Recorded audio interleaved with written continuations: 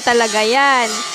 Okay? Yung ibabaw po kasi, kagaya niyan, 3/4 po itong screen. Yung 3/4 po, dito sa pangalawa lalabas. So, disregarded po yung ibabaw. So, yung lahat ng hindi nyo kailangan na mas malaki sa 3/4, dito siya lalabas sa unang layer. And then, the 3/4 po is the second mount.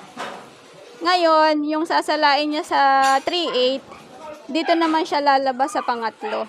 And then, yung S1 po, dito po sa pang-apat na mount. Kaya disregarded po lahat ng ibabaw. Kaya po yan po ay tatlong size. Pero 4 po yung mount niya. So lahat po ng salandrahan or separation machine, ang ibabaw po ay disregarded po ang lalabas sa unang layer. So yung second po, yung lalabas na kailangan po ninyo, sabi ko nga po ito po.